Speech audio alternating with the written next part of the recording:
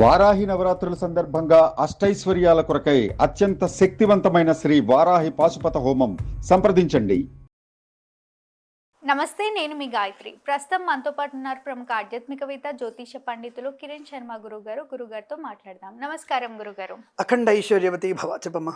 గురుగారు, ఏ రాసుల వారికి ఏ టెంపుల్కి వెళ్ళి ఏ దేవుడిని ఆరాధిస్తే బాగుంటుంది అనే విషయం మీద మనం చర్చించుకుందాం. గురుగారు, ఇప్పుడు మీనరాశి వారి గురించి మాట్లాడుకుందాం. మీనరాశి వారికి ఏ క్షేత్రానికి వెళ్తే బాగా కలిసి వస్తుంది, నిత్యం కూడా వాళ్ళు ఏ దేవుడిని ఆరాధిస్తే మంచిదంటారు, ఒకసారి తెలియజేయండి. మీనరాశి వారికి ఒక మంచి యోగ్యవంతమైనటువంటి వర్చస్సు బాగా ఉంటుంది వాళ్ళకి. ముఖ్యంగా మీనరాశి వారికి ఉండేటువంటిది అంటే, సినిమా రంగంలో వీరు తెర వెనుక ఉంటారు కదా, తెర వెనుక నాయకత్వ లక్షణం ఉన్నటువంటి వ్యక్తులందరూ కూడా మీనరాశి వాళ్ళే ఉంటారు మ్యాక్సిమం. సో డైరెక్టర్లు కానివ్వండి, ప్రొడ్యూసర్స్ కానివ్వండి, ఆర్ట్ డైరెక్టర్స్ కానివ్వండి, మ్యూజిక్ వాళ్ళు కానివ్వండి, వీళ్ళ మ్యాక్సిమం టు మ్యాక్సిమం మీనరాశి వారు ఎక్కువగా ఉంటారు. మీనం, తుల, వృశ్చికం, మిథునం, ఈ 4 రాశులు తెర వెనక ఎక్కువగా ఉంటారు. వీళ్ళకి కూడా ఇష్టం ఉంటుంది, అప్పుడప్పుడు తెర మీద కనబడతారు. అప్పుడప్పుడు తెర మీద కనబడేటువంటి వ్యక్తులు ఉంటాయి. లైక్ మీరు భారతీరాజు గారు ఉన్నారు కదా, భారతీరాజు గారు అలాంటి ఇప్పుడు ఆయన సినిమాల్లో కనిపిస్తుంటారు అప్పుడప్పుడు మనకి సినిమాల్లో. తర్వాత మీకు భారతీయుడు సినిమాల్లో ఆయన కనిపెడుతాడు.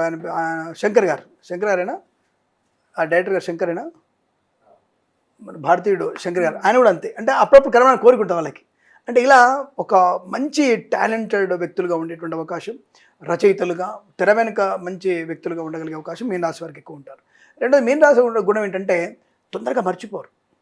రెండవది 6th సెన్స్ అంటారు కదా, వృశ్చిక రాశికి, మేషరాశికి, మిథున రాశికి అండ్ మీన రాశి వారికి 6th సెన్స్ చాలా స్పీడ్గా ఉంటుంది, ఫాస్ట్గా పనిచేస్తారు. అందులో టాప్ అనేది వృశ్చిక రాశి. 6th సెన్స్ వీళ్ళకి ఈజీ కనిపెట్టేస్తారు. అసలు వృశ్చిక రాశి వాళ్ళు 6th సెన్స్ ఉన్నట్టు ఇంకొకరికి ఉండదు.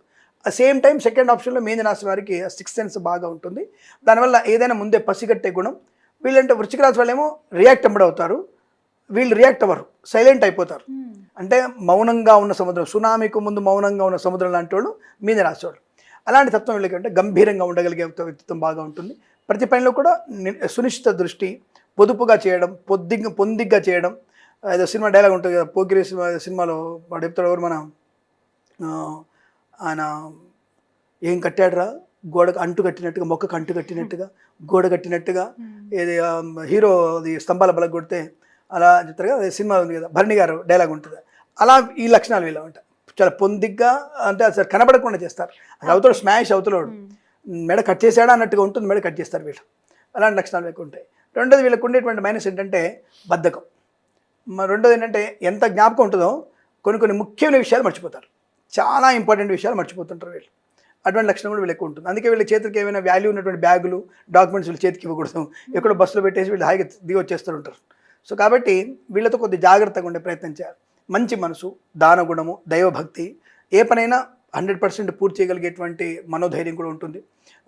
అవకాశవాదులు అని చెప్పడం లేదు కానీ అవతల వాళ్ళకి అవకాశాలు కల్పిస్తారు. వీళ్ళ అవకాశవాదు కానీ అలా అందరికీ అవకాశం కల్పించి ఇతనికి పేరు వచ్చేట్టుగా చేసుకుంటారు.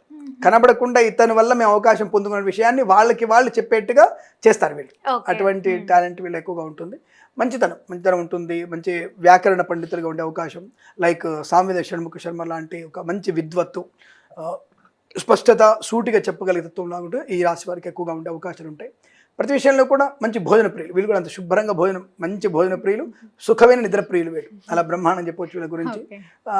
అలాగే ఇంకోటి ఏంటంటే జ్ఞానం ఉంటుంది. తర్వాత తల్లిదండ్రుల మీద విపరీతమైనటువంటి భక్తి ఉంటుంది.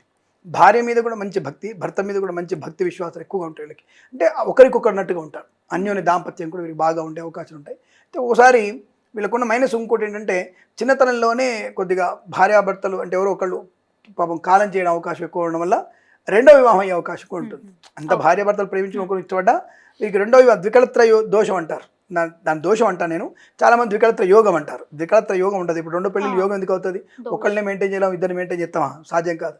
కాబట్టి ద్వికళత్ర యోగం అనేది కాకుండా ద్వికళ దోషం వాళ్ళకి వెళ్ళుకుంటుంది. కాబట్టి కాస్త ముందుగానే మంచి సంపూర్ణ ఆయుష్ ఉన్నటువంటి వ్యక్తుల్నే ఒకళ్ళొకళ్ళు పెళ్లి చేసుకుంటే వీరికి మంచి కలిసి వచ్చే అవకాశం బలంగా ఉంటుంది. వీరు దత్తాత్రేయ స్వామిని ఎక్కువగా పూజించడం, గణపతిని ఆరాధన చేయడం విశేషమైనటువంటి యోగాన్ని కలిగిస్తుంది. ఖచ్చితంగా సంవత్సరంలో ఒకసారి అయినా సరే వీరు లక్ష్మీ గణపతి హోమం చేసుకోవాల్సిన అవసరం ఖచ్చితంగా ఉంటుంది. అలాగే ఎక్కడైనా ఒకసారి మనకి పంచ దేవాలయాలు ఉన్నాయి, గణపతి 5 దేవాలయాలు ఉన్నాయి మనకి. ఈ పంచదేవాలయాలు ఒక దేవాలయాన్ని ప్రతి సంవత్సరం ఒక దేవాలయాన్ని సందర్శన చేసుకోవడం వల్ల అద్భుతంగా ఉంటుంది. ఖచ్చితంగా మీరు సంవత్సరంలో 2 ఏళ్లకో 3 ఏళ్లకో ప్రతిసారి డుండి గణపతి కాశీక్ష ఉన్నటువంటి డుండి గణపతి దర్శనం వీళ్ళు చేసుకోవడం వల్ల మంచి ప్రయోజనాన్ని, ఆనందాన్ని, ఐశ్వర్యాన్ని, ఏదైతే ఆటంకాలు ఉన్నాయో తొలగిపోయే అవకాశం ఎక్కువగా ఉండే అవకాశం బాగా ఉంటుంది. అలాగే దత్త చరిత్ర పారాయణ చేసుకోవడం, దత్తాత్రేయ స్వామిని పూజించడం వల్ల, అలాగే మనకి ఈ యొక్క అంటే వైష్ణవ సంప్రదాయంలో హయగ్రీవుని పూజించడం వల్ల వీరికి మంచి ప్రయోజనాలు పొందుకునేటువంటి శుభయోగాలు ఉంటాయని చెప్పవచ్చు. మనకి ఇలాంటి మంచి విద్వత్ సంపన్నత, ధనయోగము, సంతానం, బహుసంతానం, వీరికి చాలా సంతానం ఉంటుంది. అంటే 2 లేదా 3 కాదు, వీరికి 3 లేదా 5 అనొచ్చు వీళ్ళని. సో అంతమంది పిల్లల్ని కనగలిగేటువంటి మంచితనం, అదృష్టవంతులు, అంటే బహుసంతానం వల్లనే మనకి బాగా ప్రయోజనం ఉంటుంది, ధనవంతులం అవుతున్నటువంటి భావన ఎక్కువ ఉంటుంది. కష్టపడే మనస్తత్వం, ఎక్కడ సరే ఎర్త్ టు అంటే డౌన్ టు ఎర్త్ అంటారు కదా, అక్కడి నుంచి వీళ్ళు ఎదిగొచ్చే అవకాశాలు చాలా మంది నమ్మకం పెట్టుకోవచ్చు, వీళ్ళ మీద కాన్ఫిడెంట్గా వీళ్ళు నమ్మొచ్చు, వీళ్ళని గుడ్డిగా మనం నమ్మి వీళ్ళతో ముందుకు వెళ్ళిపోవచ్చు మనం. అటువంటి మంచితనం ఉన్నటువంటి వ్యక్తులుగా మీనరాశి వారి గురించి చెప్పే ప్రయత్నం మనం బాగా చేయొచ్చు. తప్పకుండా గురువు గారు. శుభమస్తు. ధన్యవాదాలు. అఖండ ఐశ్వర్యమస్తు.